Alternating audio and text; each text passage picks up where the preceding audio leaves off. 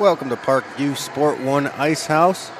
We are moments away from being live with game number 2 of week number 10 of Fort Wayne High School hockey.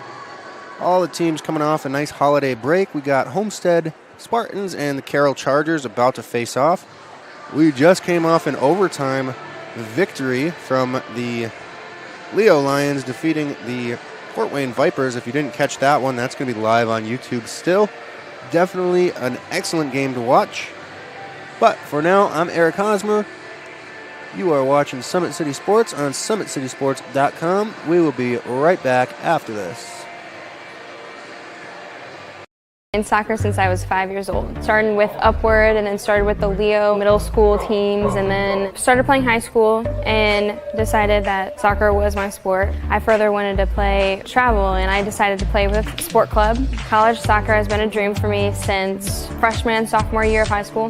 I went to the Manchester University ID camp and I really liked it. Their team is very young. They have a lot to look forward to. They're big on family and that's what I really like. The last couple months have been very critical, battling through both my surgery and my other injury. I've worked with Mike at Parkview Athletic Rehab to strengthen my knee. The EDGE program makes me better as a soccer player because soccer comes with strength and with the agility, change of direction. I've become a faster runner. Tiffany has helped me become a better person in general. She's helped me throughout my injuries and she's one of my #1 supporters. PSM has been very beneficial with making sure I'm still healthy and becoming more healthy, and that made me drive to be better at soccer. I'm very happy from where I came.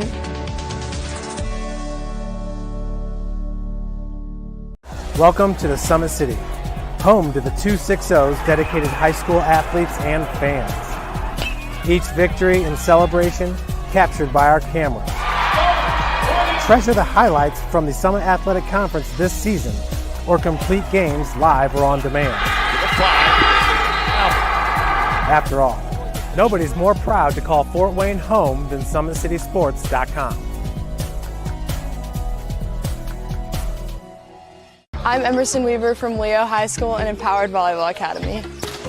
I first picked up a volleyball, I was probably like 8. I started playing club because my best friend did it, especially going into my late middle school years. I started training hard and now I'm playing high school and I love it, and I'm playing beach and I love it, and it's amazing because I get the best of both worlds. For the past 2 years, I really focused on beach, and that's really where I kind of want to go with my future. At Empowered, we've done specific sports performance training with PSM, and it's really just helped us grow as athletes. I notice it, I'm jumping higher, I'm running faster. It's just really helped me overall. It's insane how much of a better athlete I've become, being able to lift and do all those different movements, and I can really just notice it as a club. It's truly helping us all the way around as volleyball players. It's just been super beneficial.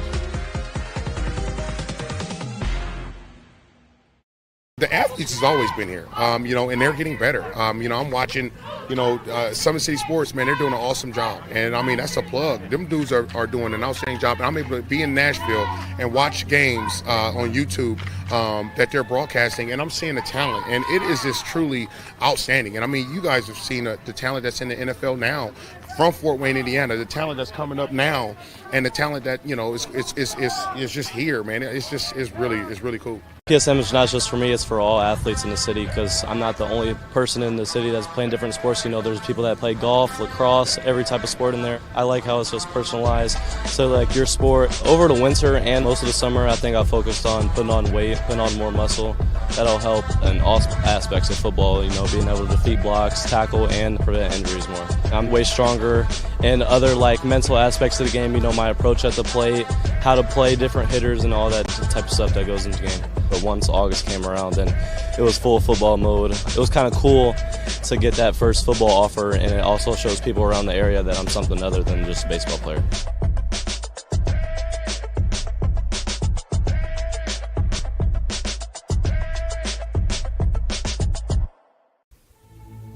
Anderson Heating and Air, locally owned and operated with over 50 years of experience. Call us today and get a free quote on a brand new furnace and AC, financed and available. Don't wait. Call us today and sign up for a maintenance agreement and stay cool. Our maintenance agreements will ensure that you're first in line if you have an emergency, and we'll send one of our service techs out for cleanings twice a year. Call us at 557-0958 or request an appointment on our website. Call Anderson Heating and Air, where your emergency is our emergency.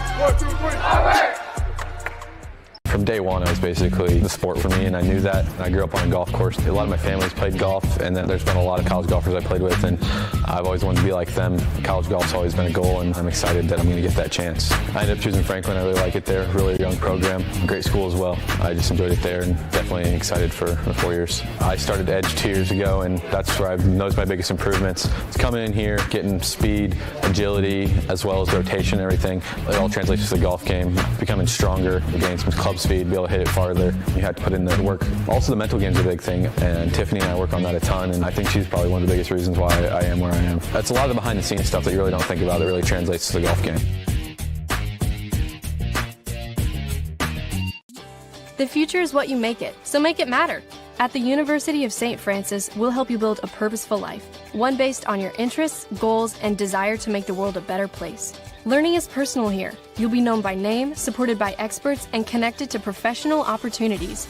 Our Catholic values will inspire you to use your education for the greater good by serving and leading others. Remember, the future is what you make it. Build a life of meaning and purpose at St. Francis. You belong here. White Shoes Kelly Chevrolet. We offer a wide selection of new and used inventory with a team that guides you to your perfect fit. Our certified pre-owned options ensure peace of mind with warranties and rigorous inspections. Competitive pricing, flexible financing, and convenient trade and services, making your dream Chevrolet a reality. Trust our experienced service team to keep your vehicle in top shape and enjoy free car washes as long as you own your vehicle.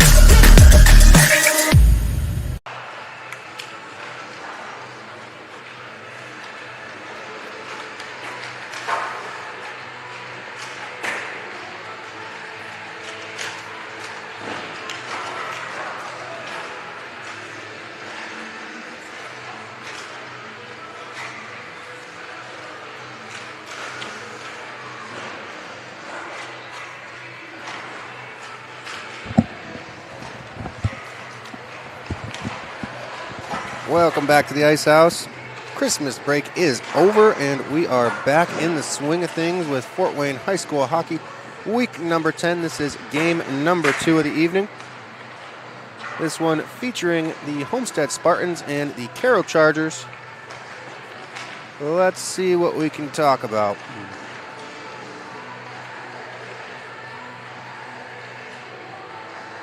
So, head-to-head.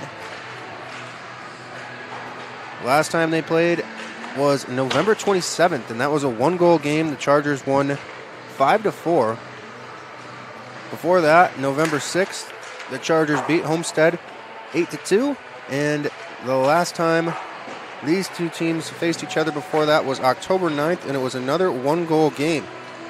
I think Homestead has played Carroll closer than any other team in this division. As far as team stats go, the Homestead Spartans averaged 3.2 goals per game, whereas the Carroll Chargers averaged 6.9. Goals against per game, 3.3 for Homestead and 1.8 for Carroll. Power play goals per game, 0.7 for the Homestead Spartans and 1.3 for the Carroll Chargers. Average penalty minutes per game, Homestead puts up an average of 11.3 penalty minutes every game. Carroll, 11.2, so that's a pretty even statistic.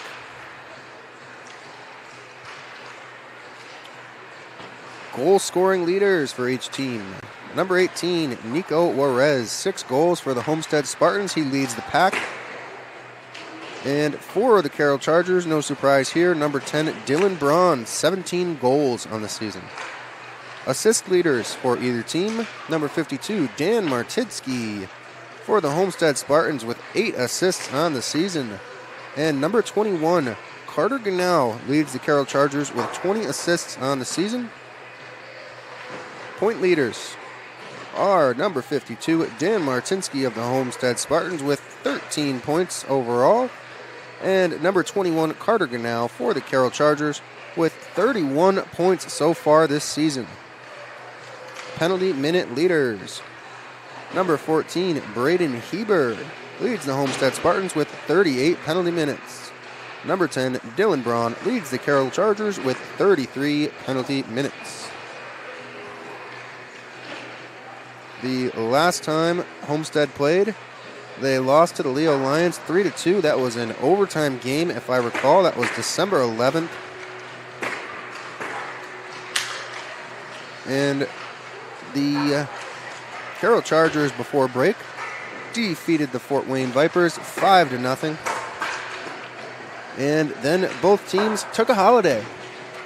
So I suppose we'll see who's been in the gym and who's been on the video games here. Of course, like I said earlier in the first game, at this age, it probably doesn't really matter for some of these guys. They can spend a couple weeks eating cookies and playing video games and still be in peak physical condition, but they thought it was worth saying. A couple seconds left here in warm-ups, and then we will be headed into the national anthem and shortly underway with puck drop here. Game 2, week number 10.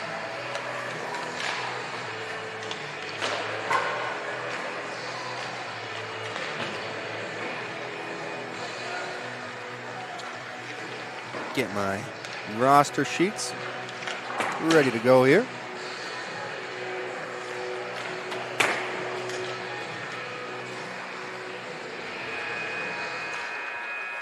There goes the buzzer.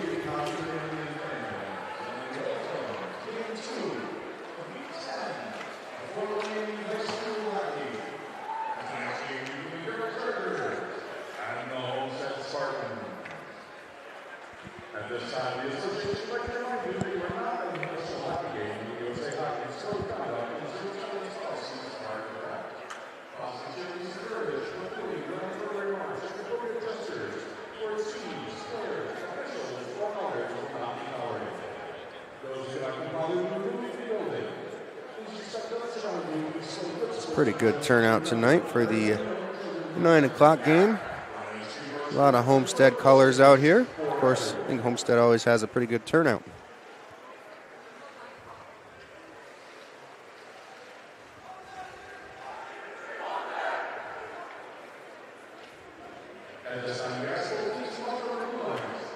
We're going to step aside for the national anthem, and we'll take you right up to puck drop after that.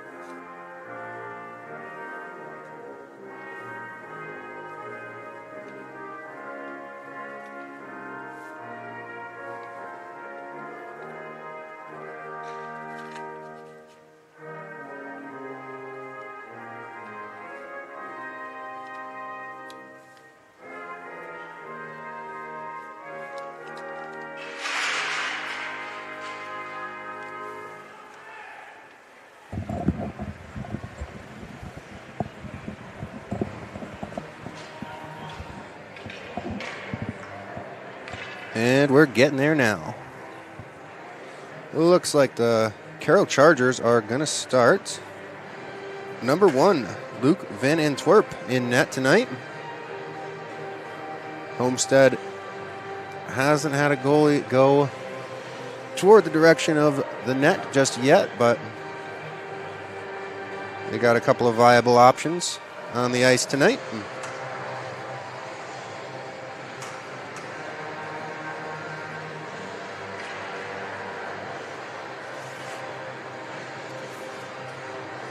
By the looks of it, they are going with their main guy, Owen Martinsky.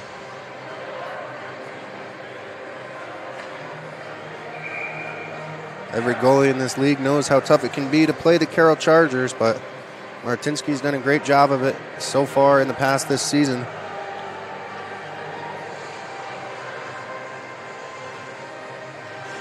We got 15 minutes on the clock, period 1 about to be underway.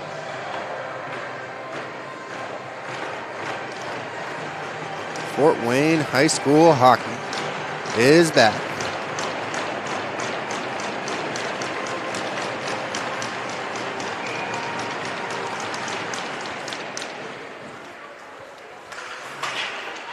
Homestead manages to get it in the attacking zone. And Gerber with the shot attempt goes wide. It's going to be Genau coming the other way with a head of steam. Moves it to Finn Cup, and Finn Cup scores first shot of the game.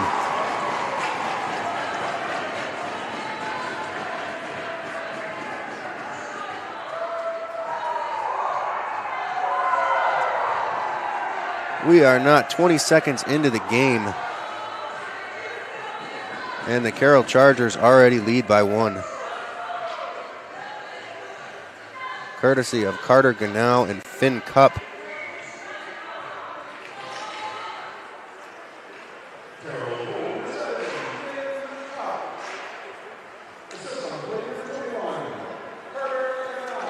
Blavitt. Ooh, Dylan Braun looks to get that one deep, throws it off the shins of the official.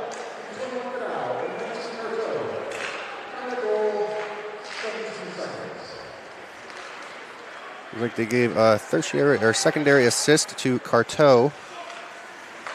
Not sure which brother I heard. Some good physicality there in front of the Carroll bench. I think that's how Homestead makes these games close.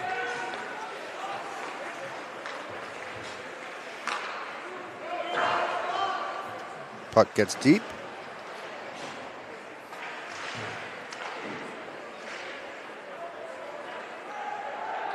And Colson White with a shot off the back of the net.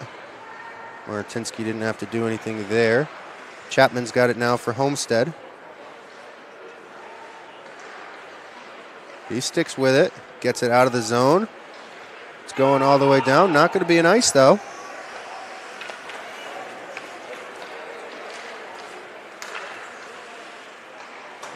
And Chapman again gets that one out of harm's way, but only momentarily.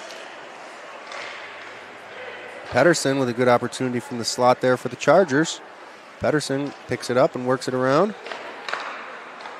Kept in by the Chargers. And kept in again by the Chargers.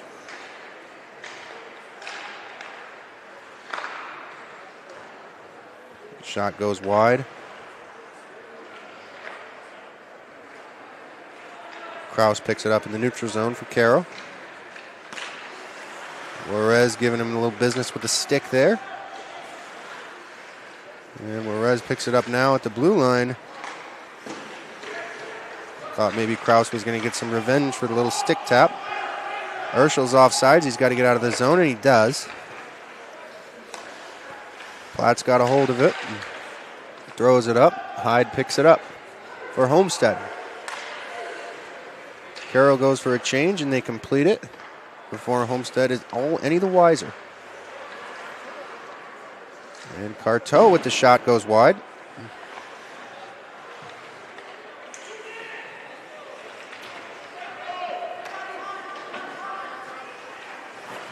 Baldwin picks it up behind his own net. Trying to get through some traffic on his way out of the zone, not able to do it. Finn Cup comes to his aid. tonight's lone goal scorer so far with another opportunity. This one goes wide. Might have got off the pad of Martinsky, not sure.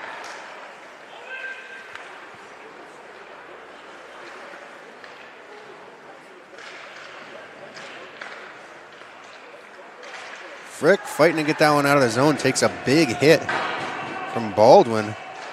Both players get up. Another little bit of contact going on in the middle of the zone there.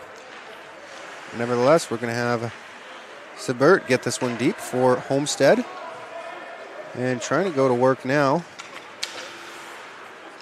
is Frick, but Baldwin keeps him off that puck. And Braun takes a hit from Latwinko. Latwinko trying to get that one tipped onto the net. We'll get a stoppage in play here. I think Latwinko might have just gotten himself a penalty.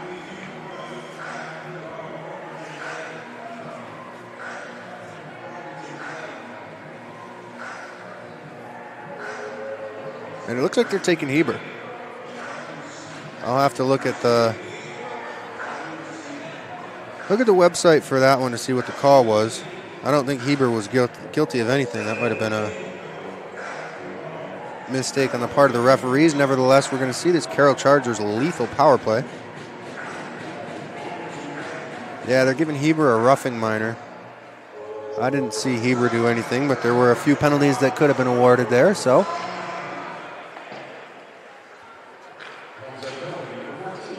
Chargers on their first power play of the game. Setting it up in the zone. Blavitt keeps that one in at the blue line, throws it down. Looks like he was expecting it back, but Braun spins out of harm's way. Takes it into the middle of the ice, but he's tied up with Juarez, who gets it to Martinsky, and Martinsky with an opportunity now on the backhand goes wide.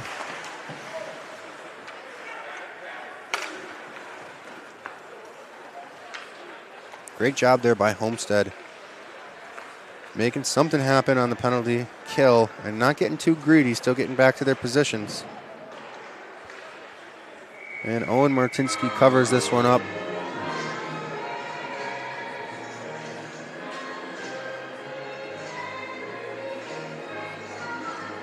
Minute 10 remain on the Homestead penalty kill.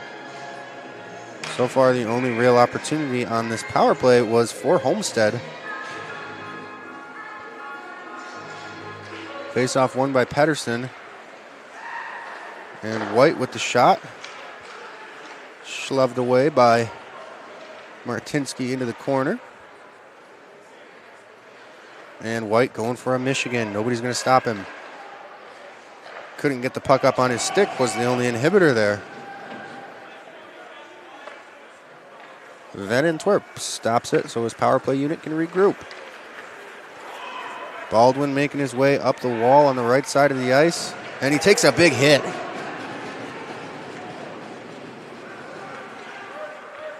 And White now looking to make an entry. He'll just chip this one in to avoid a big hit of his own. And Homestead manages to clear. Just 24 seconds remain on this penalty kill for the Spartans. Done a pretty good job so far. Baldwin again coming up the ice. A little bit less speed this time. He elects to pass it this time.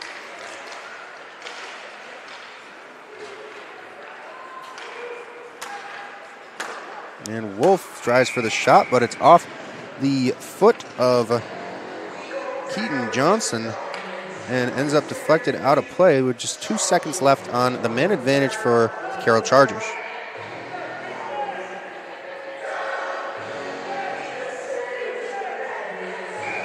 So Heber gets out in 2.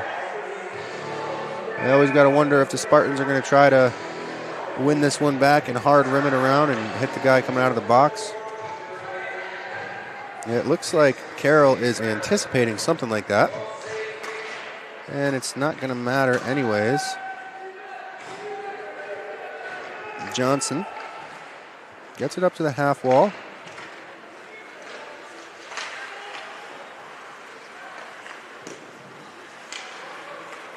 And Dylan Braun getting his head of steam, going right through the middle of everything. Gets it all the way to the net. Not much of an opportunity, though.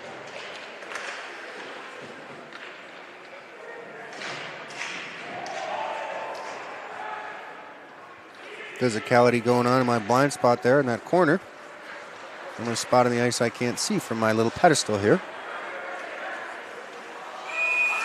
And that one's going to be offsides. We'll get a stoppage in play. A little bit of a shoving match there. Finn Cup getting involved. He'll throw his stick down. Oh, they traded sticks maybe. Not sure what's going to come of that. I think Heber and Finn Cup just got their sticks mixed up.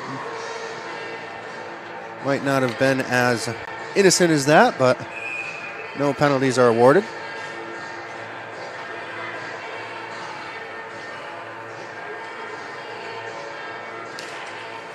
Face off one back by the Spartans. They'll look to get this one deep, and Martinsky's the one to do it.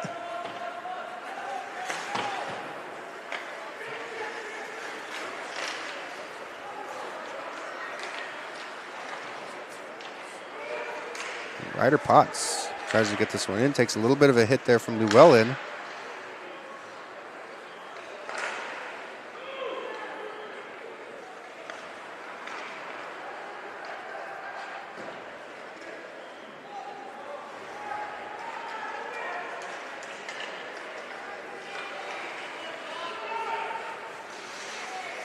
And Urschel putting on the patience. Little slick move. Gets Baldwin to skate himself into the boards there.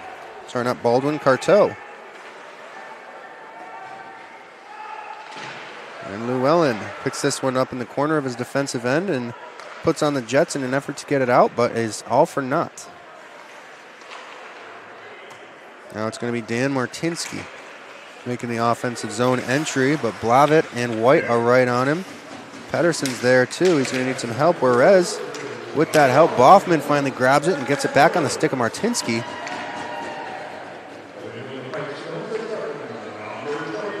And Juarez gets this one deep. Boffman all over this one.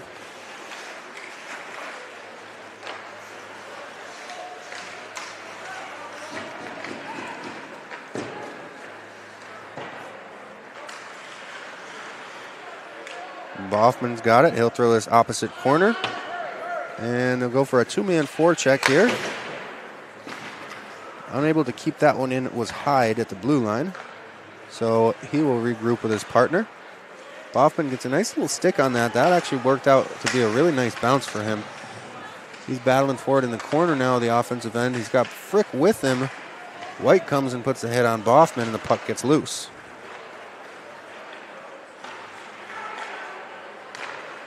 Siebert coming through the middle of the attacking zone. He's stripped of the puck by Pedersen. And Hyde's going to have to regroup again. A lot of neutral zone play here in the last few minutes. Hyde with it again. He'll go across. And Siebert winds up with it on his stick in neutral ice. And now Ganau has it. Baldwin trying to get this one deep. Not able to do so. And Latwinko will ice this puck for a stoppage in play.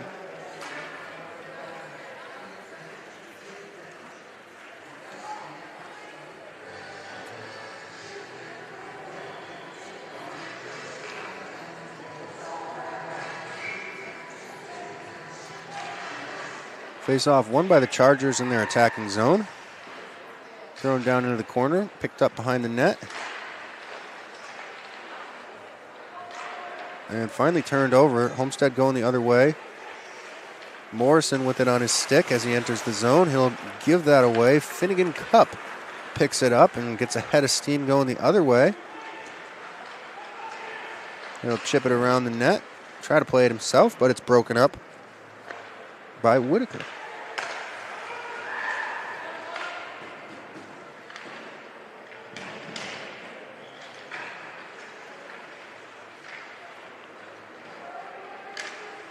Morrison grabs it on the half wall, unable to control it though.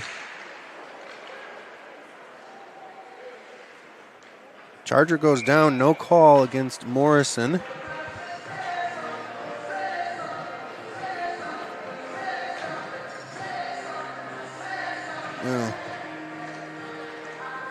Appears I forgot to start my clock. I apologize for that. 4 minutes, 37 seconds remain in the first period here.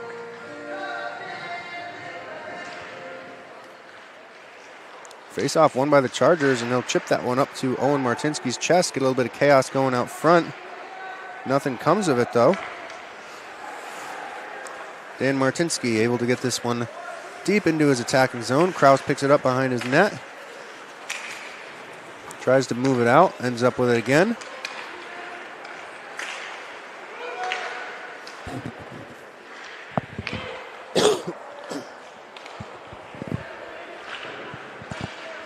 And Kraus with hands on the slap shot.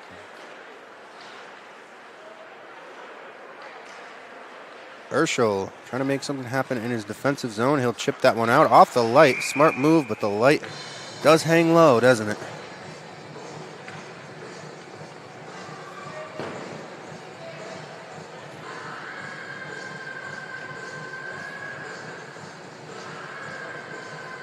It was a good chip. A great chip, maybe. But it hit the light.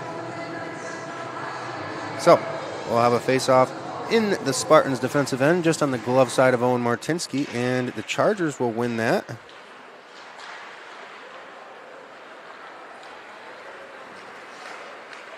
Homestead's got it out of the defensive zone into the attacking zone.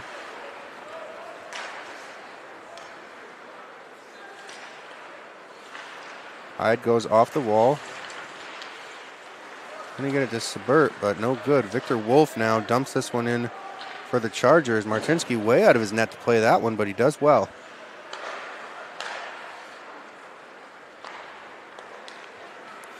Balfman takes the hit, gets the puck deep. Kraus picks it up in the corner, though. Gets it over to Wolf. Wolf centers it, but not a good connection there. Homestead's defenseman will be able to regroup. Sebert picks it up and throws it back in. Played by Luke Van Antwerp. He stops it for Kraus. Kraus moves it up the wall to Pedersen. Pedersen tries to go across to White, but White is not where he's expected to be. And now Litwinko, making an offensive effort for the Spartans, shoots it wide.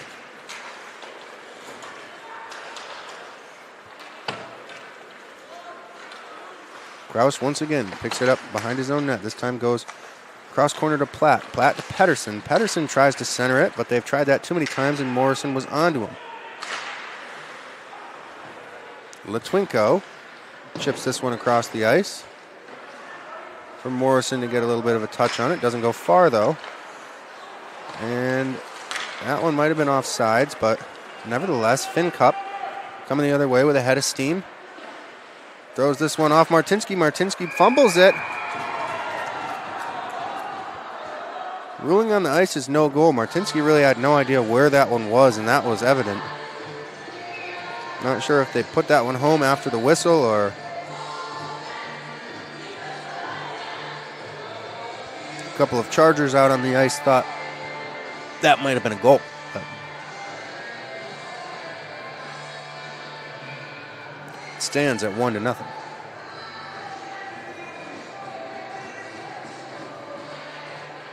Face-off won this time by the Spartans, and they'll get it right out of their zone.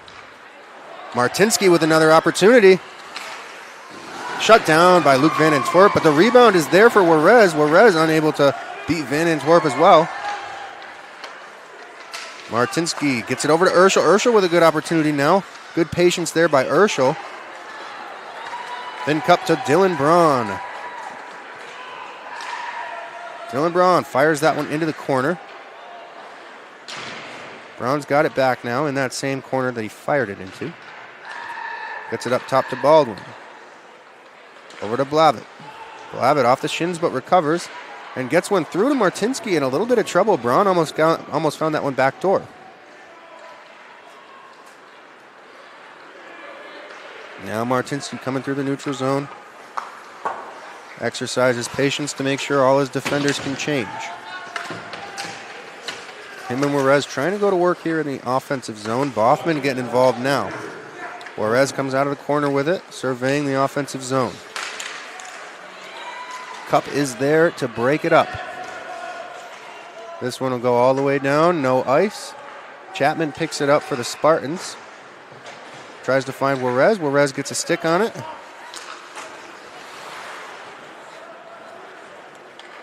Boffman sends it back to his defenseman to regroup.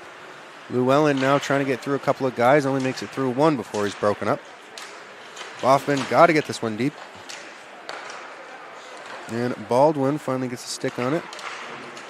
Tries to move it to his player, but gets it all the way up to Chapman in a Homestead jersey. Shearer with some sharp blue skates.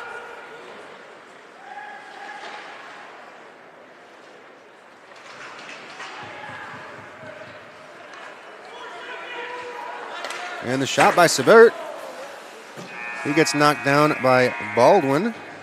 And that'll be the last play of the period. So, 1 goal scored that period, and it came early on. We'll take another look at that. Off the opening face-off is where we'll start it.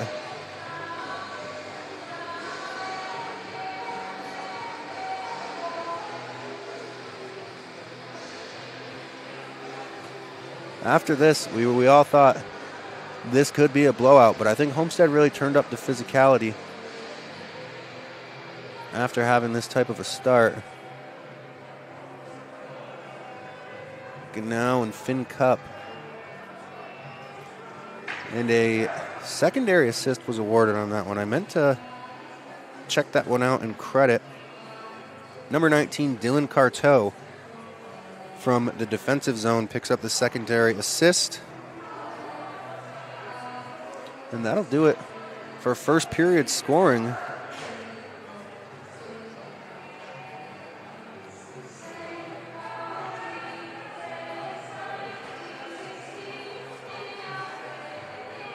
And just like that, 15 minutes on the ticker. Once again, the second period action just moments away.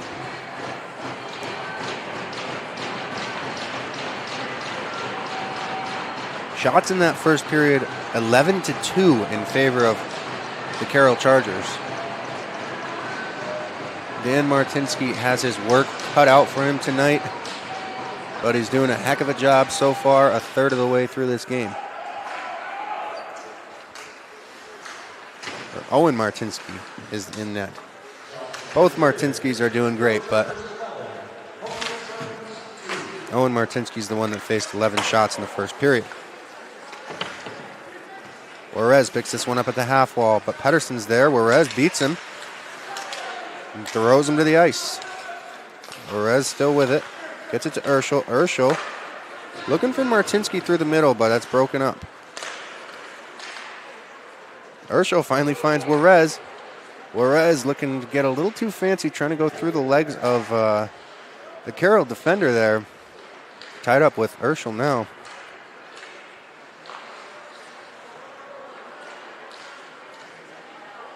Urschel trying to fight his way through the slot. Difficult for the Spartans to get into those high-profile goal-scoring areas right now. And they're going to be offsides on that play.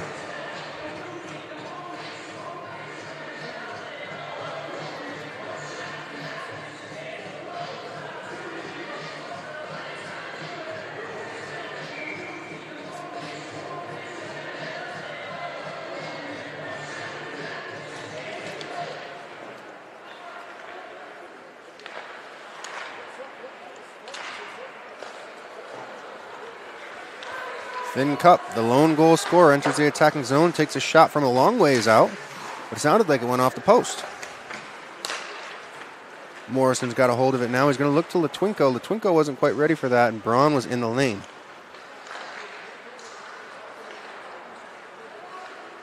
Gunau pushes it over to Braun. Braun trying to fight through 3 guys, takes a big hit from Whitaker, but Whitaker's going to go for a high hit there. It's a fine line between physicality and being on the penalty kill all night. I think Homestead definitely needs to play physical, but they overstepped just now, and they might be paying for it, as Gerber will sit for 2.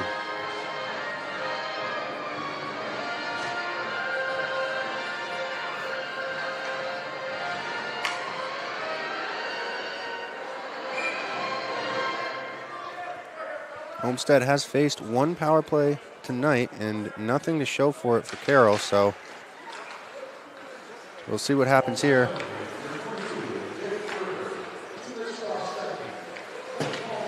Homestead's got to be able to take those penalties and kill them off. If they want to keep playing as physical as they are going to have to play to stay in this game.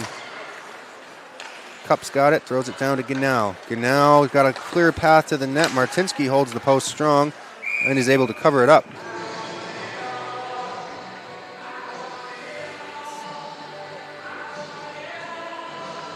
So we're going to run that one back. Face off just on the blocker side of Owen Martinsky. Now just 1 minute 36 seconds remain on the Carroll Chargers power play. And Blavitt possesses it up top. He throws it down. A good tip there. Attempted tip, I should say, by Finn Cup. But once again, Martinsky able to gobble it up.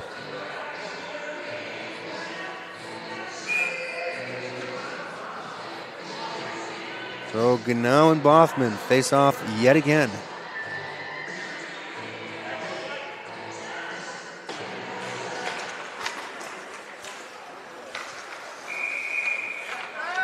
Blown quickly, will get a penalty called.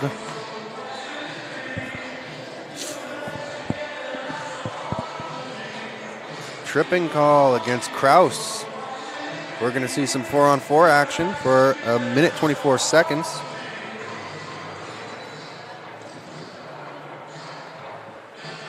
It'll be interesting to see, but I fear that 4-on-4 hockey might favor the Chargers.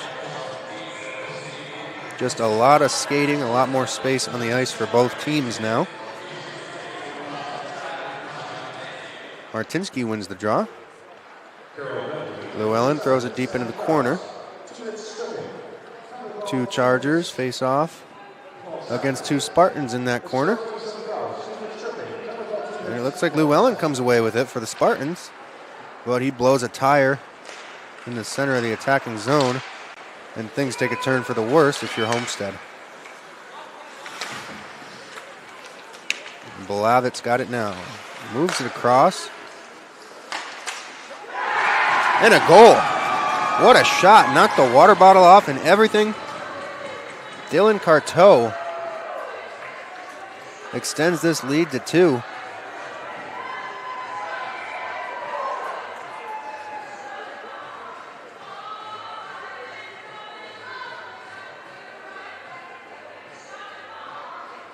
Take another look at this shot from Dylan Carteau because it was a missile.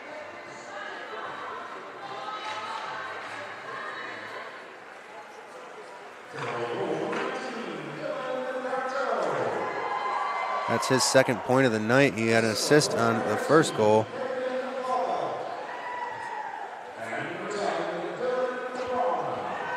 Assists on that goal from Blavitt and Braun.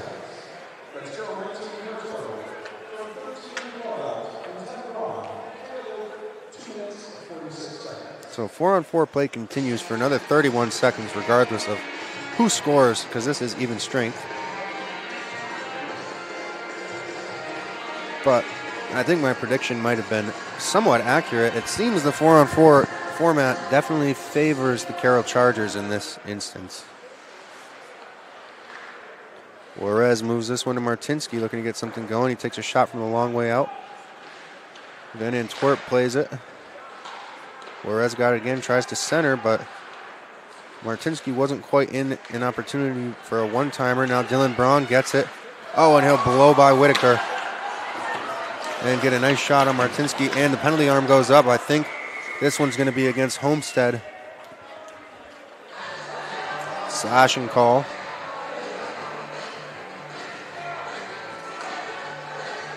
And the guilty party.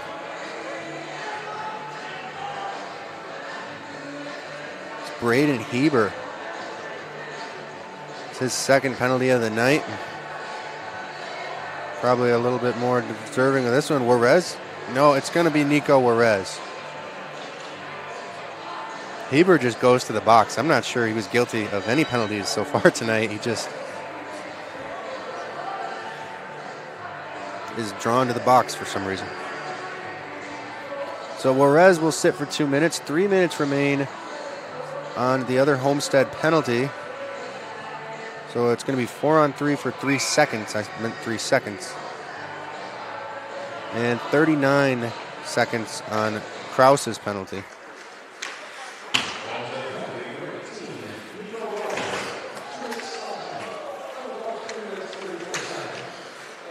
Good stick there by Whitaker.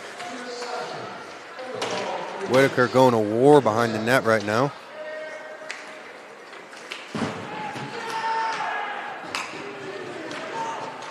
And it's because of him that 4-on-3 was all for nothing. It was only 3 seconds, but still. Ganau throws it up top to Baldwin. Baldwin with the shot goes high.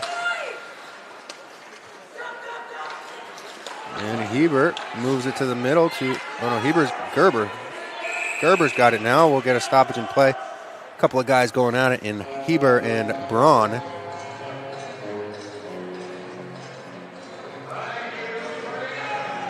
Cup getting in on the jawing action with Heber. So Braun's going to go, and I think Heber is finally guilty of a penalty tonight.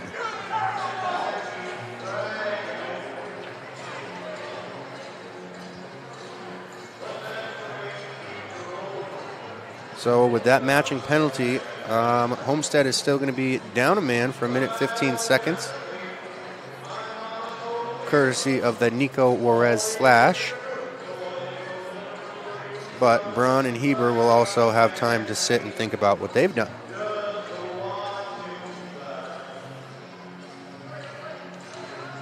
Face-off won by the Chargers.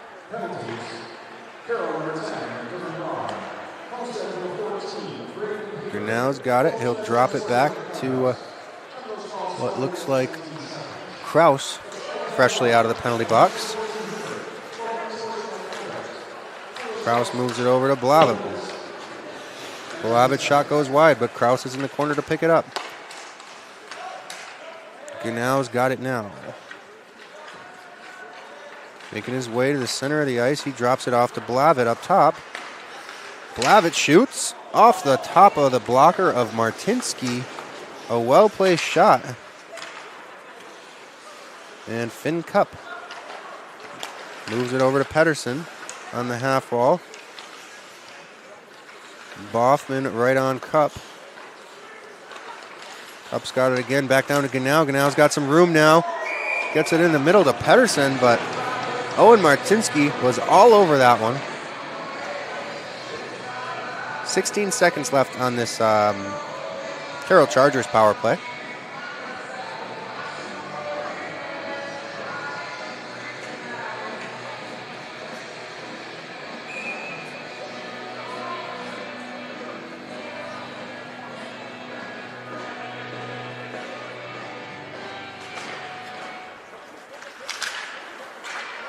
And Gerber gets this one out off the draw.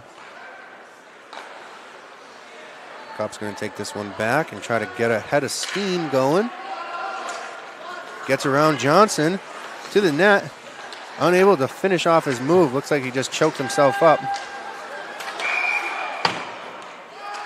Not sure exactly how the helmet of Martinsky just got knocked off. Guess there's only one way for me to find out.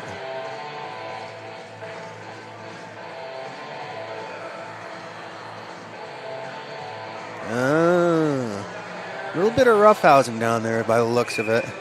Not sure if that's the play that knocked it off, because it's off the next time he gets into frame.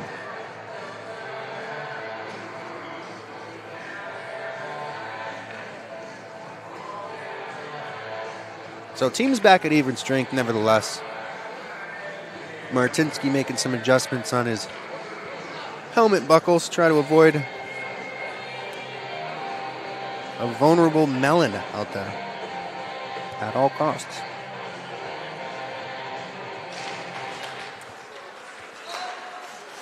Shot, Martinsky hugs the post well.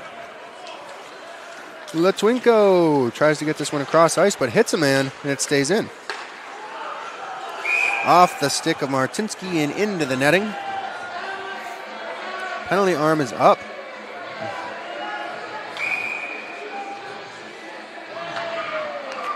Looks like Shearer's going to go and Hyde's going to go. This might be shaping out to be a long game tonight. You know how we all love a game that starts at 9 and goes till midnight.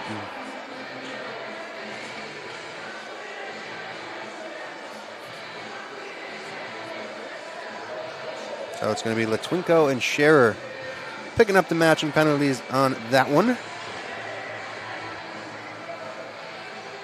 You'll get some time to cool off. And play will resume 5-on-5. Face off, one back by White, who Baldwin keeps this one in. It's all tied up at the half wall. Still tied up, and it's free. Not sure everybody knows. And Juarez got a hold of it now. Urschel picks up the loose puck. Not sure if he was trying to drop that to Juarez, but it ended up being offsides. So Braun and Heber are officially released from their penalty sentences with that whistle. Hopefully rehabilitated, ready to rejoin this game, because they're both going right out.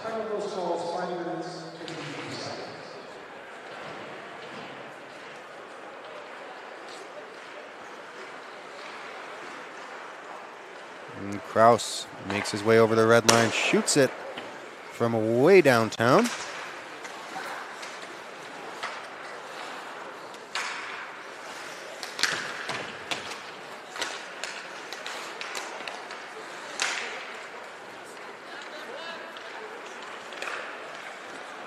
All right, Juarez got possession of it now. He's entering the attacking zone, but he loses it quickly.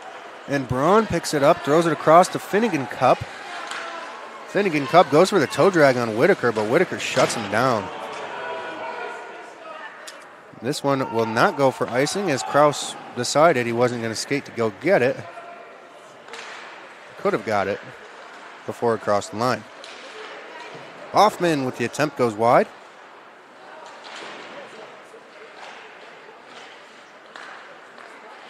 Martinsky with a backhand from a long way out, and I'm not sure how, but that one goes in.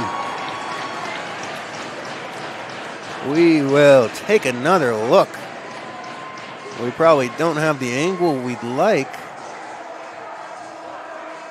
but Martinsky just throws this one kind of a soft backhander. You'll see Martinsky in the slot there. Kind of a soft backhander. Oh, yep. Yep, Van Antwerp didn't play it like he would have liked. And it sat. Low-hanging fruit, ripe for the picking.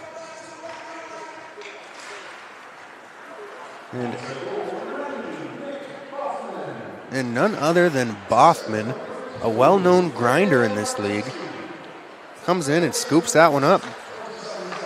Picking up the peanut shells.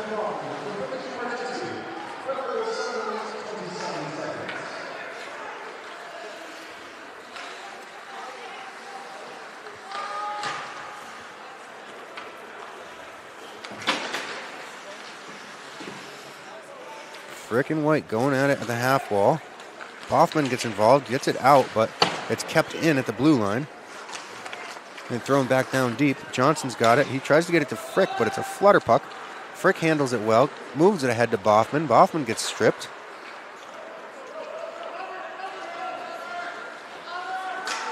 Now it's Dylan Carteau. He's got one goal on the night. Comes around, looks to shoot fans on it.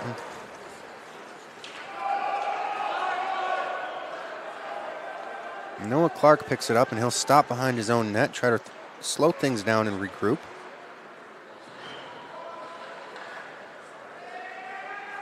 And I'm surprised that one stayed in. And Noah Clark tries to move it over him to Potts. Might have been better off taking that one himself. Trying to handcuff Potts with that one. And Carteau with the shot off the pad of Martinsky. Johnson coming around the net in his own zone.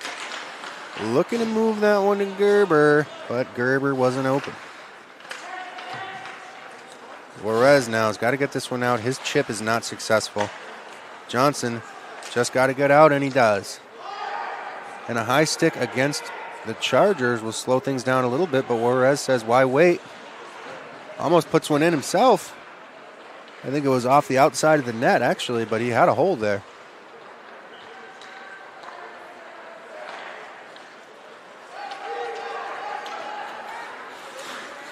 And Ganau trying to cut in.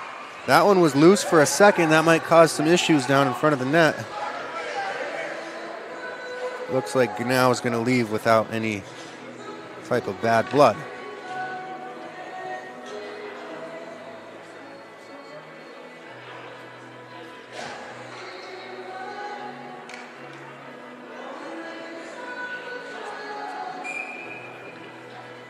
So Ganau and Urschel will face off just on the stick side of Owen Martinsky.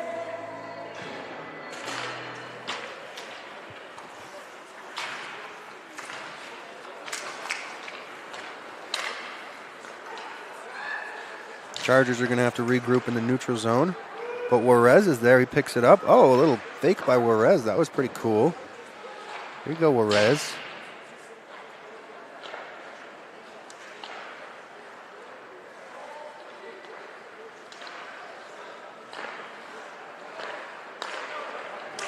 Coming the other way now. Finn Cup, he's got Dylan Braun with him. And Cup rifles that one. Martinsky is there with him all the way. Well played by the Homestead defender and Owen Martinsky. Homestead also had one back checker there. That's what it means to never give up on the play. Back checker was instrumental in keeping that puck out of the net with a couple of really talented goal scorers coming down on what could have been a 2-on-1.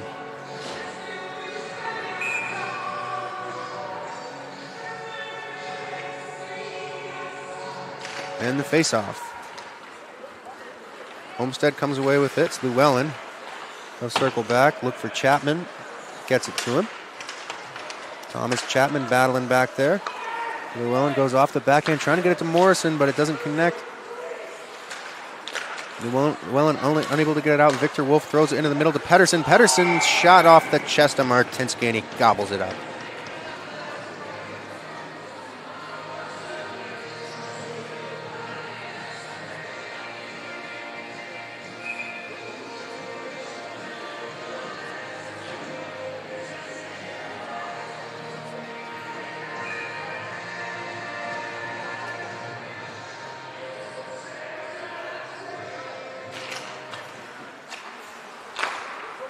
Shot goes way over the net, off the stick of Kraus.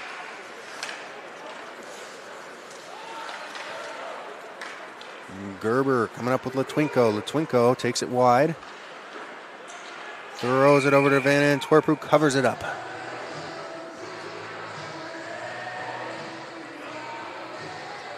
Just about 4 minutes left in this second period. 1-goal game as it stands.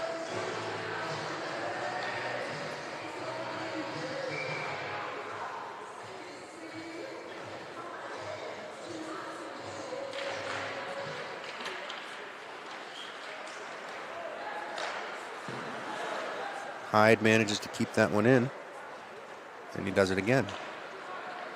This pass, I think, intended for Wolf, but it'll be picked up by Johnson.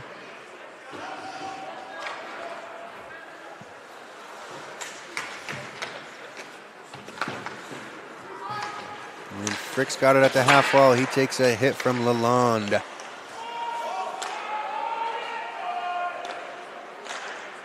Homestead trying to get this one deep, and they'll be offsides.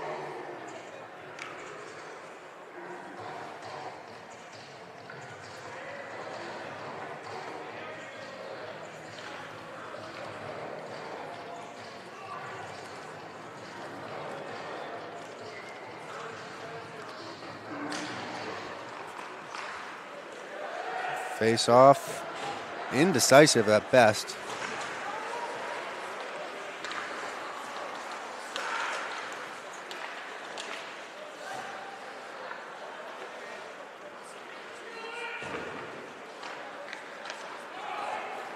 Carroll manages to get this puck deep, and they'll go to work on the forecheck. Lalonde has it.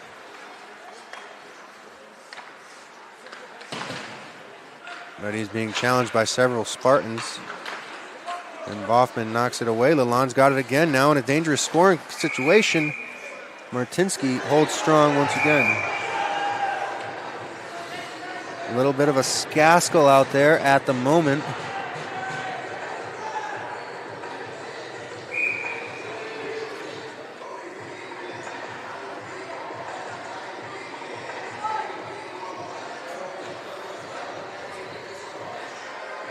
It's going to be just Lalonde goes this time. Referee signaling slash. I'm talking to some of the leadership group of the Carroll Chargers. I see Genau and Kraus having a little meeting with the linesmen.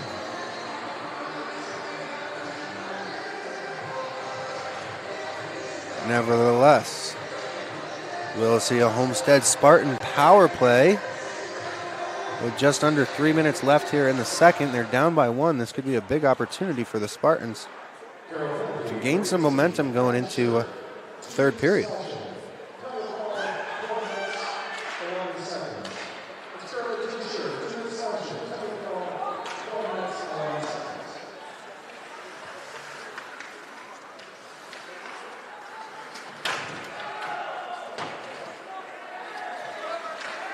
Bodies flying in the corner.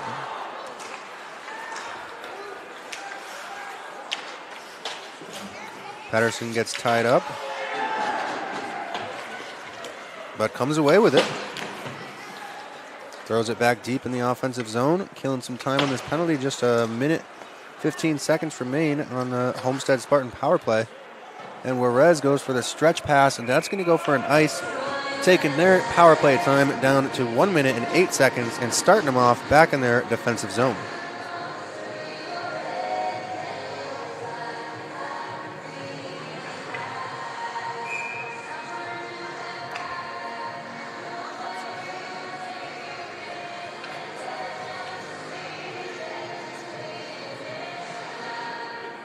And the face-off, one back by Boffman. Llewellyn picks it up in the corner.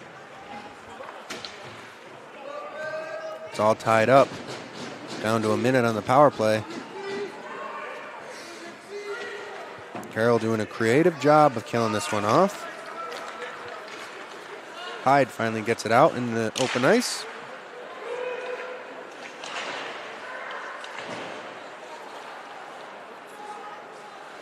Gotta watch out for Braun behind the play on their penalty kill. A little bit of a cherry picker in these situations, and he does score a lot of goals that way.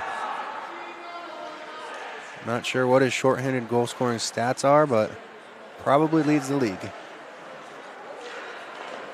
Boffman with a nice opportunity there, and now it's going to be Braun coming with Hyde.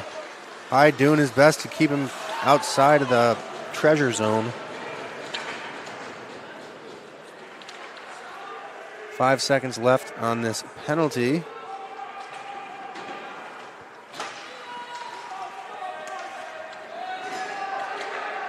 McNary gets this one deep. He's going to go for a change as Van Antwerp stops behind the net, and it's picked up.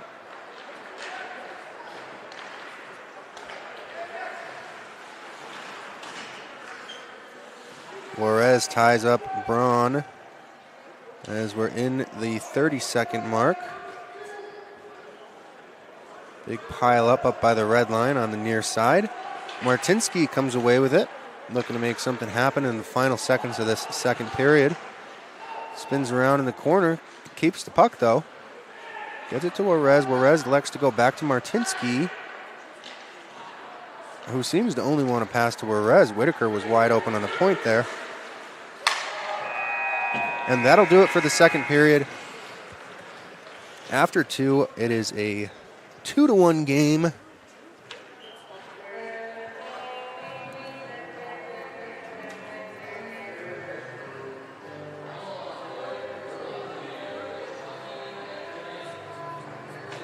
Shots after 2 periods. Homestead 9, Carroll Chargers 28. We're going to step aside for now. I'm Eric Hosmer. You're watching Fort Wayne High School hockey live from the Parkview Sport One Ice House, brought to you by SummitCitySports.com.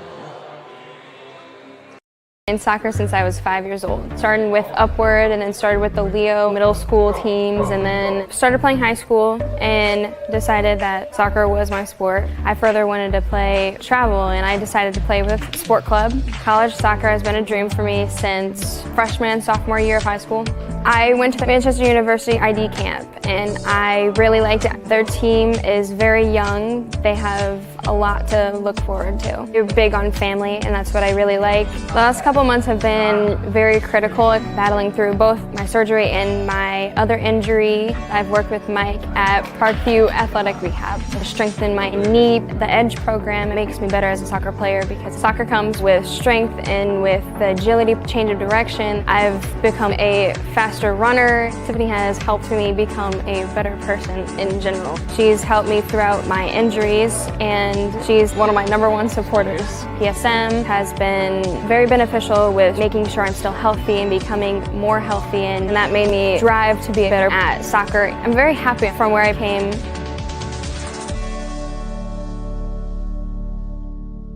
Welcome to the Summit City, home to the 260's dedicated high school athletes and fans. Each victory and celebration captured by our cameras. Treasure the highlights from the Summit Athletic Conference this season, or complete games live or on demand. After all, nobody's more proud to call Fort Wayne home than SummitCitySports.com. I'm Emerson Weaver from Leo High School and Empowered Volleyball Academy. I first picked up a volleyball, I was probably like 8. I started playing club because my best friend did it, especially going into my late middle school years. I started training hard and now I'm playing high school and I love it, and I'm playing beach and I love it, and it's amazing because I get the best of both worlds. For the past 2 years, I really focused on beach, and that's really where I kind of want to go with my future. At Empowered, we've done specific sports performance training with PSM, and it's really just helped us grow as athletes. I notice it, I'm jumping higher, I'm running faster. It's just really helped me overall. It's insane how much of a better athlete I've become, being able to lift and do all those different movements, and I can really just notice it as a club. It's truly helping us all the way around as volleyball players. It's just been super beneficial. The athletes has always been here, and they're getting better. I'm watching, Summit City Sports, man, they're doing an awesome job. And, that's a plug. Them dudes are doing an outstanding job. And I'm able to be in Nashville and watch games on YouTube that they're broadcasting, and I'm seeing the talent. And it is just truly outstanding. And, you guys have seen the talent that's in the NFL now from Fort Wayne, Indiana, the talent that's coming up now, and the talent that, is just here, man. It's really cool. PSM is not just for me, it's for all athletes in the city because I'm not the only person in the city that's playing different sports. There's people that play golf, lacrosse, every type of sport in there. I like how it's just personalized. So like your sport, over the winter and most of the summer, I think I focused on putting on weight, putting on more muscle. That'll help in all aspects of football, being able to defeat blocks, tackle, and prevent injuries more. I'm way stronger in other mental aspects of the game, my approach at the plate, how to play different hitters and all that type of stuff that goes into the game. But once August came around, then it was full football mode. It was kind of cool to get that first football offer, and it also shows people around the area that I'm something other than just a baseball player.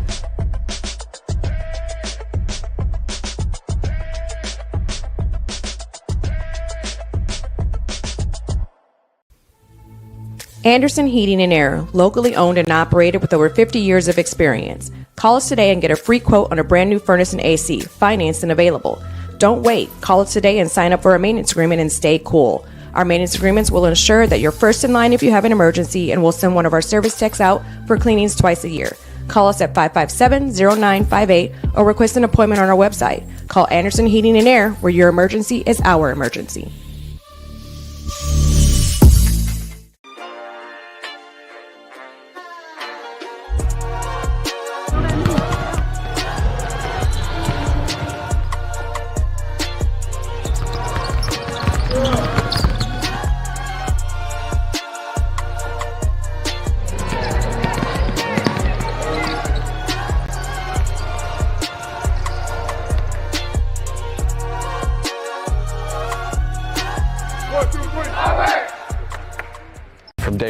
basically the sport for me, and I knew that. I grew up on a golf course. A lot of my family's played golf, and then there's been a lot of college golfers I played with, and I've always wanted to be like them. College golf's always been a goal, and I'm excited that I'm going to get that chance. I ended up choosing Franklin. I really like it there. Really young program. Great school as well. I just enjoyed it there, and definitely excited for the 4 years. I started Edge 2 years ago, and that's where I've noticed my biggest improvements. It's coming in here, getting speed, agility, as well as rotation and everything. It all translates to the golf game. Becoming stronger, gaining some club speed, be able to hit it farther.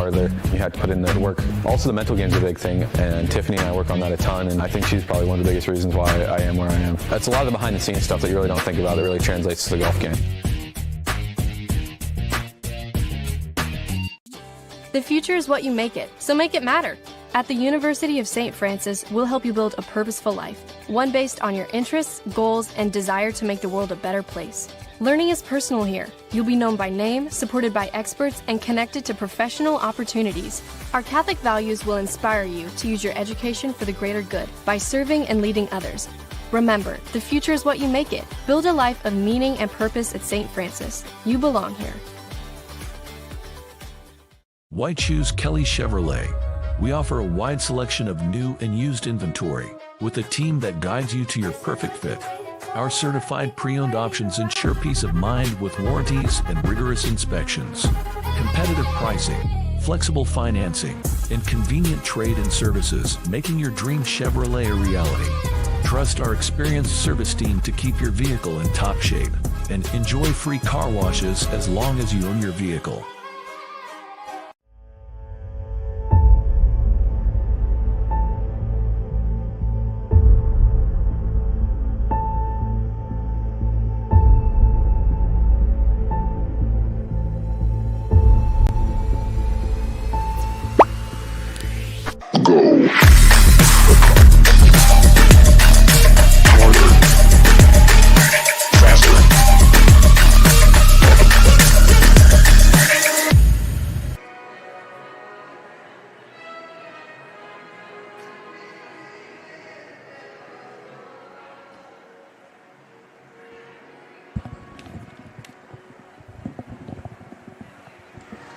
Welcome back to the Ice House, everybody.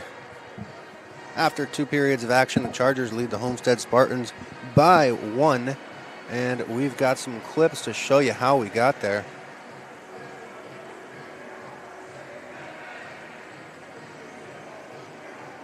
Started out early. Off the opening face-off.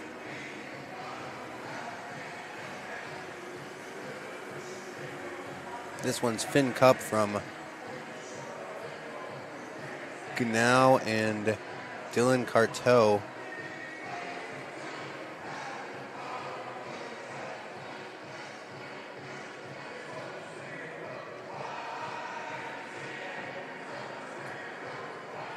And it happened again right here. This time Dylan Carteau. I want to say from Dylan Braun. And I'll have to look.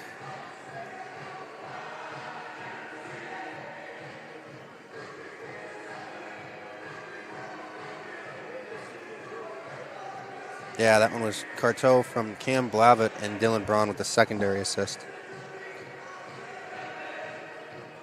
But the lead gets cut down to just 1.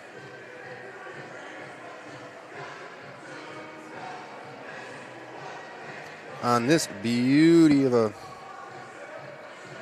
Oh, forgot I took that replay. On this beauty of a pickup by number 90, Nicholas Boffman, picking up the eggshells out front when Martinsky shoots. And it's just sitting there, ripe for the taking. While we've got a minute, we'll go ahead and thank some of our sponsors, starting with Adam Brenner from Trademark Title. Just a great dude. Loves hockey. Love to give him a shout out whenever we get the chance.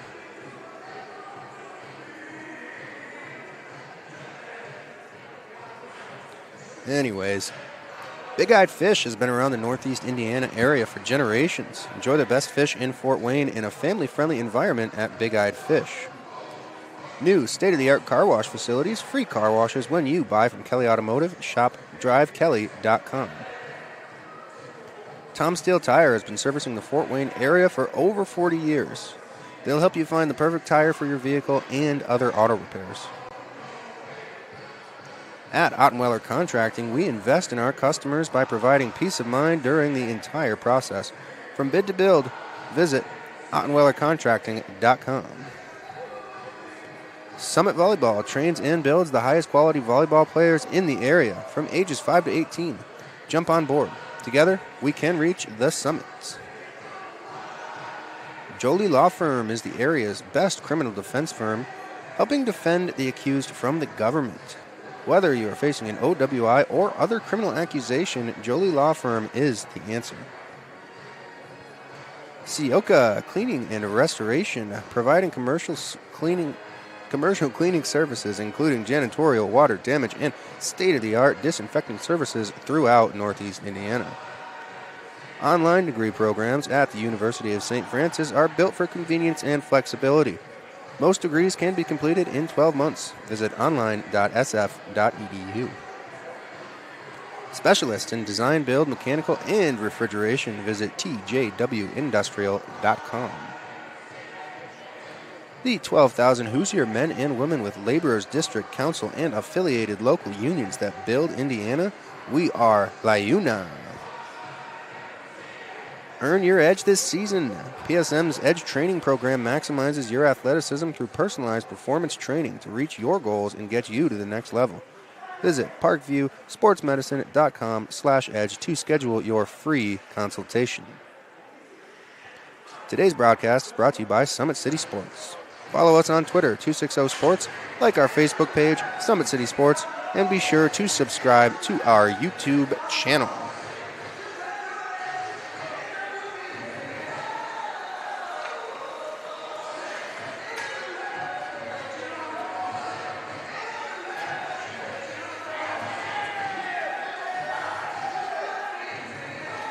And we are just moments away from the third period puck drop here.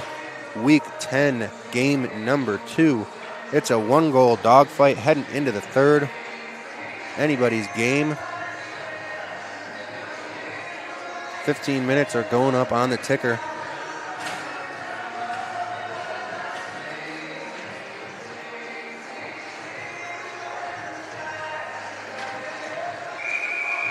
And it looks like we're about to get started.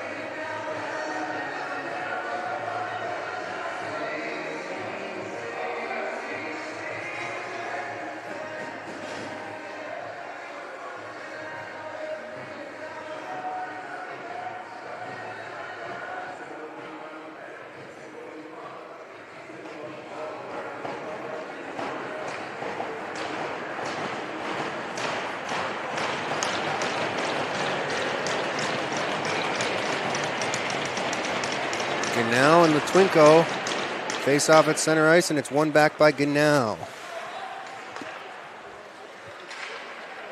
Finn Cup, see if he can start the third like he started the first, and not going to happen on that play.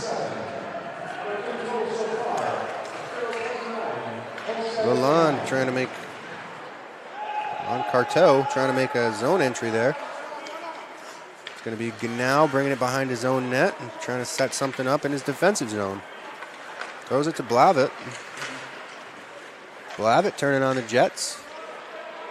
Getting through multiple Spartans. Gets a shot off the pad of Martinsky. Carroll coming out with a lot of speed here in this third period. Braun now with the shot off the blocker. And the rebound by Canal, also a stop by Martinsky. He's getting peppered so far here in the third, more so than he has in the rest of the game even. And Blavitt's got it up top.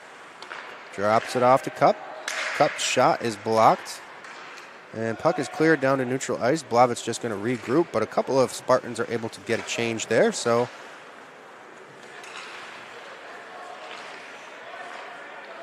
And Braun with another shot off that blocker. He is picking that spot right now.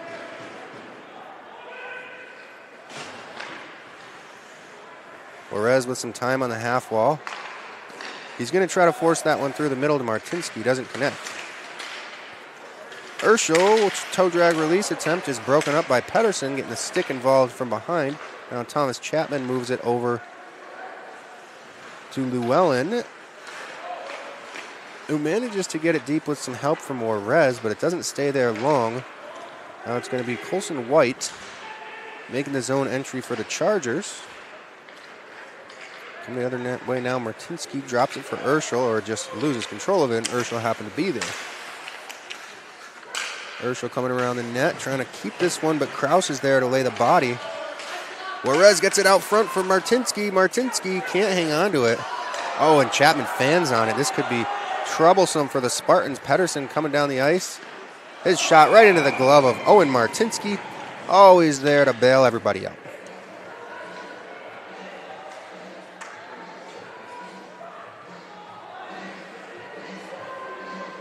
So early on in this third period, it's been pretty much all Carroll. Carroll and Owen Martinsky, that is. Face-off won by the Spartans, but it's quickly stripped of them in the corner.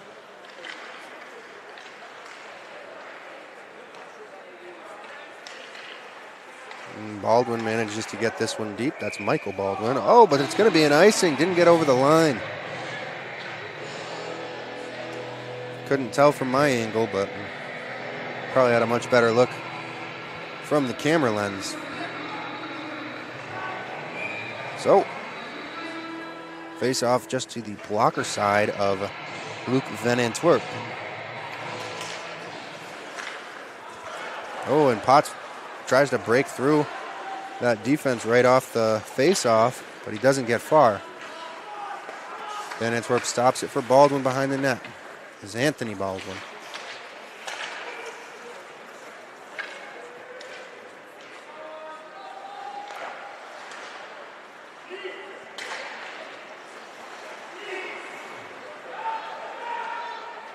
Clark making a move into the attacking zone. Takes this one around the net. Looking for something. He'll drop it back.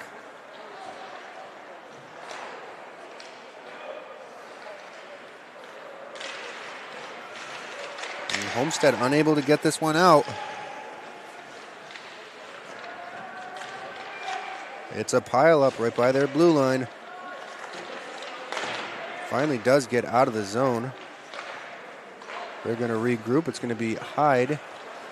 Throws that one deep, and it's on net. Van Antwerp might have had a little bit of trouble with that one. Cup's got it, but Boffman's on him, and Boffman's a hound. Boffman's going to go for a no, Boffman's not going for a change. He's still involved. What makes this one a 1-on-3? Cup still gets a shot off the pad of Martinsky, who's just sitting there for a second.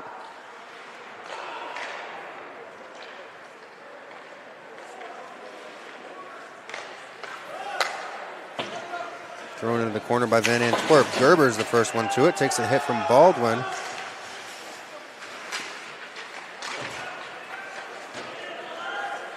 And now moves it across the Cup. Cup's got a lot of Spartans in front of him, so he elects to shoot that one. And it was loose, it seemed like, for a minute there.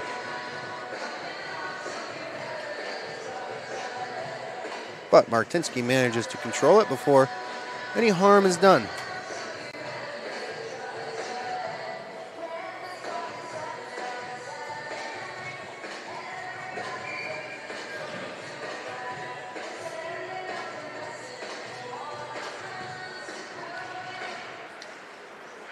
Face off, leaves it up for grabs, and it's going to be Clark grabs a hold of it.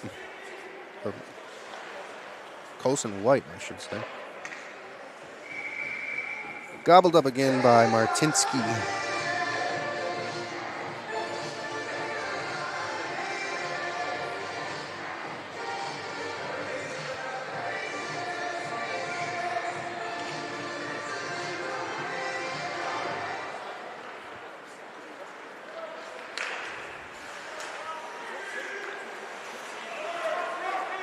Bolavet's got it. He'll go across to his partner, Carteau. Carteau almost getting into trouble there. He's got two Spartans on him. Now they're on Blavitt. Aggressive forecheck for the Spartans. Haven't seen that too much all season, really.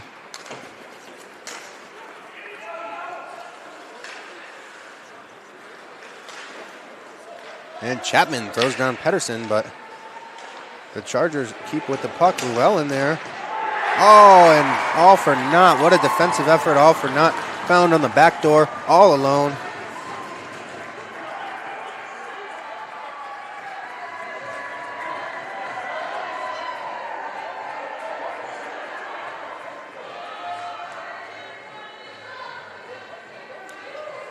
We start out here. We got the step. Maybe should have never been taken on Pedersen. Kind of leaves it for a 2-on-1. But then he comes back, blocks that pass, but he still slides out of position. Thomas Chapman does, leaving what would probably be his guy open on the back door.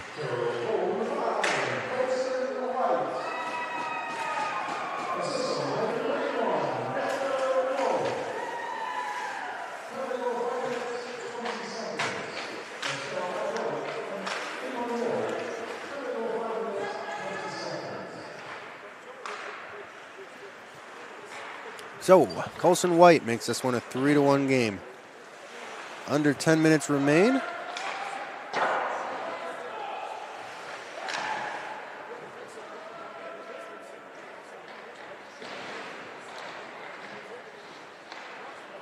And Homestead's going to want to get something figured out faster. This could still get ugly.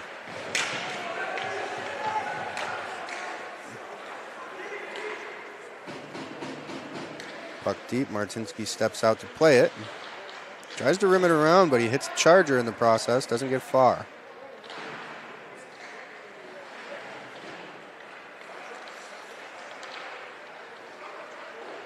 Kraus keeps that one in, keeps it deep.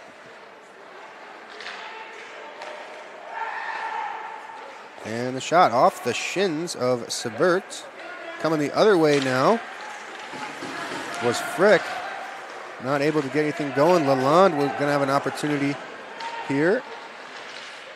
Tries to move it out front to Shearer, who's wearing those fancy blue skates. But nothing came of it.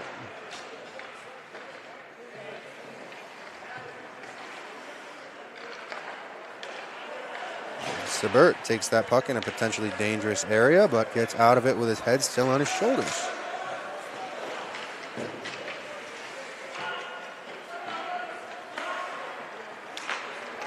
Finn Cup, 2-on-2 with Ganau. Ganau kind of fans on the shot, not a whole lot on it, not really much of an opportunity came of that.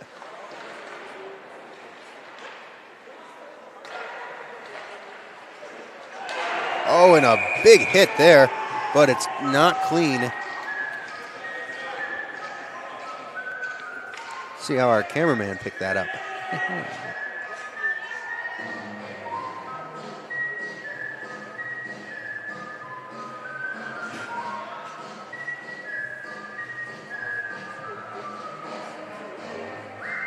Didn't get it at all.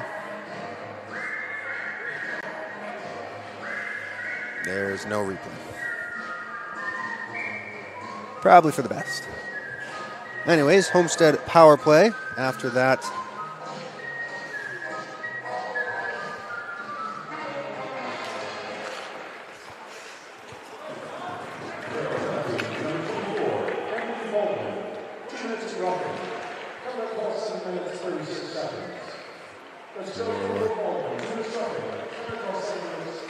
minute 45 seconds remain on Anthony Baldwin's roughing penalty and Homestead's power play opportunity. Latwinko's got it in the corner of the attacking zone. He's knocked off the puck, though, by Pedersen, who tries to clear but is unable because of Martinsky's face mask. Martinsky stops behind the net. In the skates of Blavitt, not sure he knows where it was. Juarez trying to throw it out from behind the net, out front. But Blavitt was right there. Now it squeaks out on Hyde's blue line. He'll regroup. Tries to get it to Urschel, but Urschel can't control it before taking a hit. And Latwinko softly dumps it in. Pedersen clears it all the way down. And the first one to this might be Carter Ganau, if it hadn't been for Owen Martinsky clearing that out anyways. Latwinko drops it for Juarez. Juarez goes for the shot, but it's off the shins of Blavitt. Martinsky trying to control this one in the corner, but he's got Braun hounding him.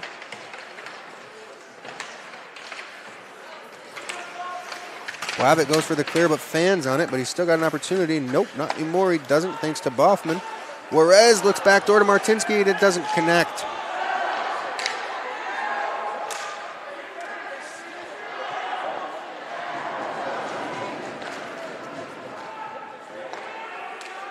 Little bit of a fuss as that net was off, but the play was going the other way, so Van Antwerp was able to put it back on its moorings, and we had no reason for any stoppage.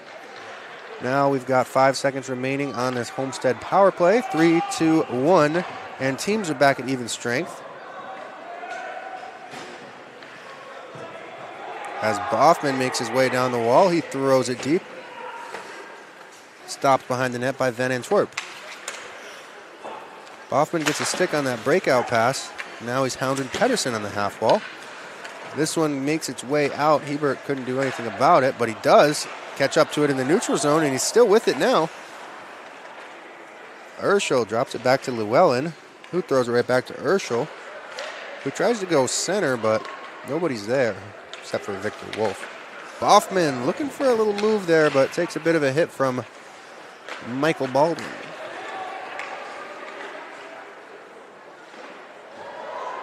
Long high dump, those can be a nightmare for goaltenders.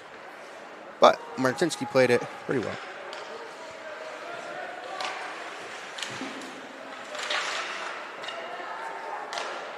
And Sebert throws that one in. Chapman's forced to exit the ice as he doesn't have a stick to play with anymore. Let's see if nothing comes of that stick just sitting there. Sometimes they make some pretty good plays when they're dead on the ice. And the shot into the chest of Van Antwerp.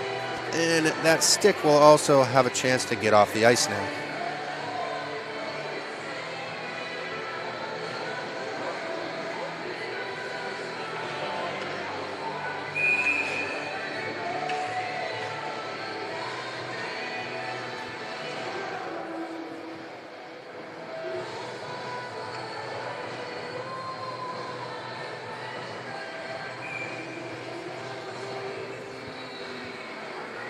Thrown out of the face-off is Shearer, and Clark will take it in his favor, in his place. Oh, shot up high off Shearer. Takes that one like a champ. Juarez trying to scoop this one up in the corner, and he does. He's able to keep it in, gets it back down low, where his good friend Dan Martinsky is waiting to pick it up. And Juarez has it on his stick again. Chucks it back up top, hides there to pick it up at the point. Urschel now at the half wall. Urschel goes backhand across. That puck came out, and they're offsides.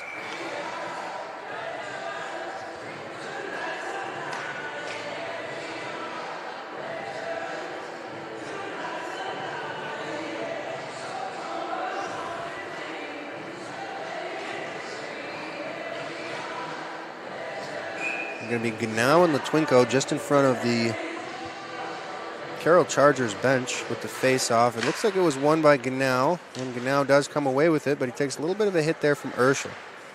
That'll slow things down.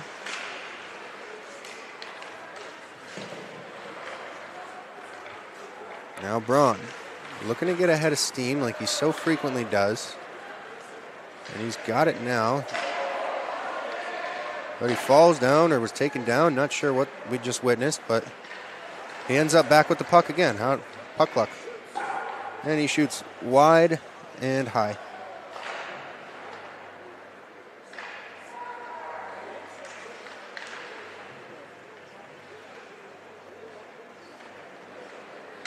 And that was a trip.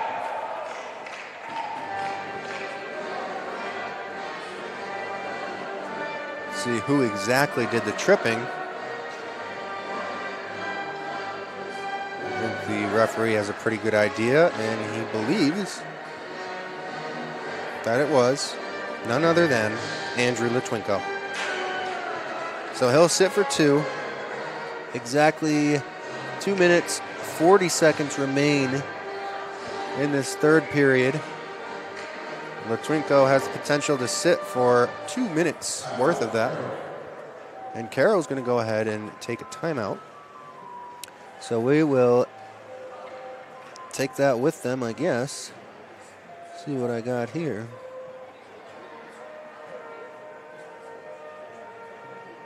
Be back after this. My name's Cam Smith. I'm the Director of Football Operations for PSM Football. PSM Football is going to change the landscape of Fort Wayne football. There's a huge need for folks that want to get their sons and daughters involved in some personalized instruction, specifically in football at all positions. For the first time ever, we're bringing to the region a wide variety of different programming outside of the normal instruction. We're going to bring the 7-on-7 teams. We're also going to bring adult programming, flag leagues. We're going to bring indoor leagues, outdoor leagues. We're going to do a lot of different camps and clinics for all different ages, but also for coaches. We also take a more of a holistic approach when it comes to developing the whole person. We want to be sure that we're doing exactly what the parents want, exactly what the athletes want, and exactly what the coaches think that the athlete needs to work on. Parents can sign their kids up right now for personalized training at all positions in football, so we're excited about that, and we look forward to have everybody come out and take advantage of what we're offering with PSM. And we're back. So Litwinko is in the box. Carroll is on the power play.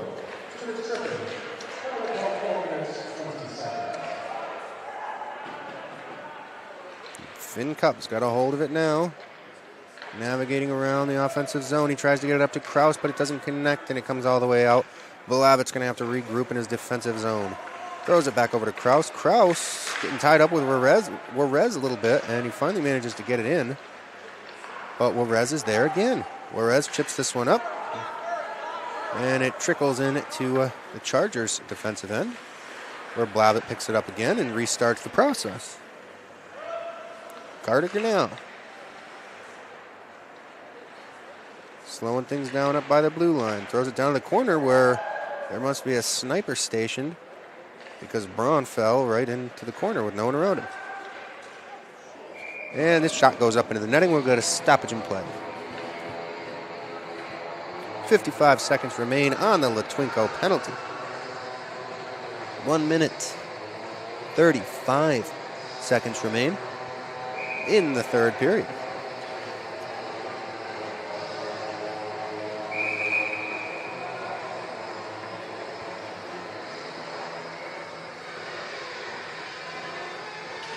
And the face-off.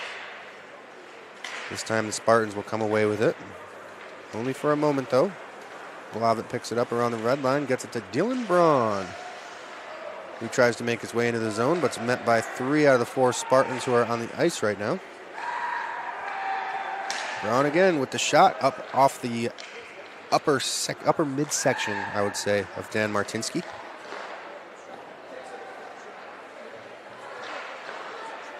And it's chaos in front of the net now, and is it good? They're celebrating like it's a goal, but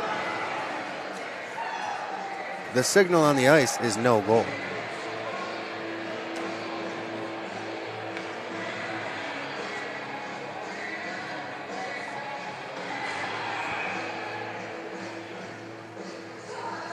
And what do we got?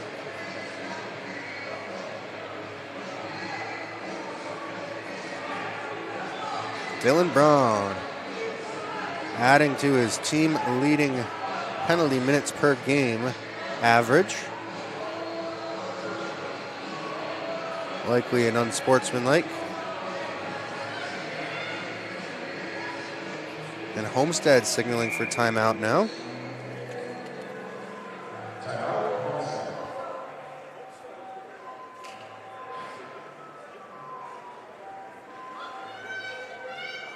So we'll be right back, I guess. 3, 2, 1.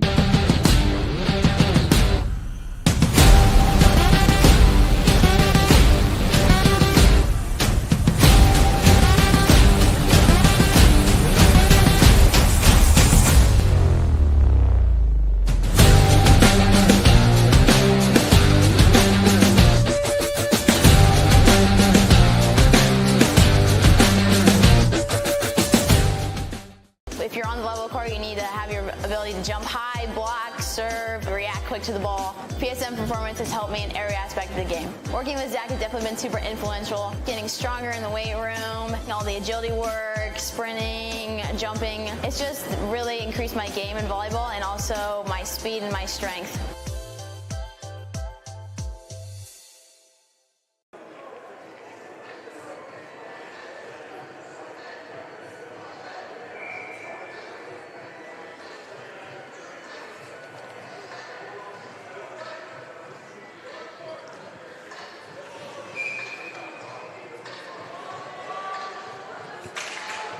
And we're back. Herschel throws that one to nobody.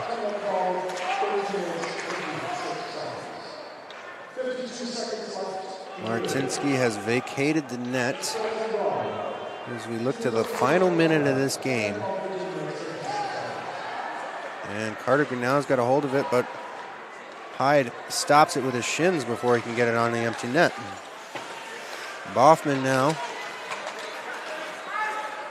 And this one's not going to go. But it's also no ice as Braun took that penalty. They're a man down now. This one is going to go. The dagger. And a stick is thrown.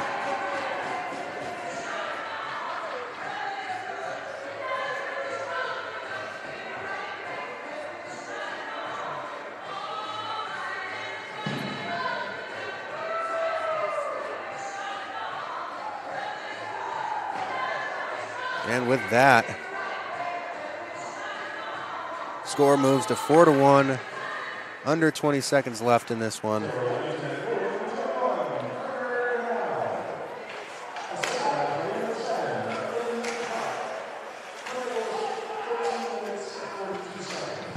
I would say it's pretty much over here.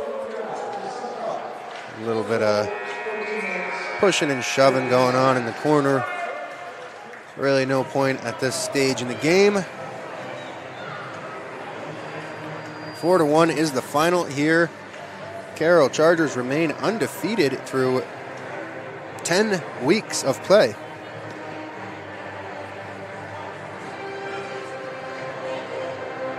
That is going to be all from us tonight. Once again, I'm Eric Hosmer. You've been watching Fort Wayne High School hockey live from the Sport One Parkview Ice House. Brought to you by Summit City Sports and SummitCitySports.com.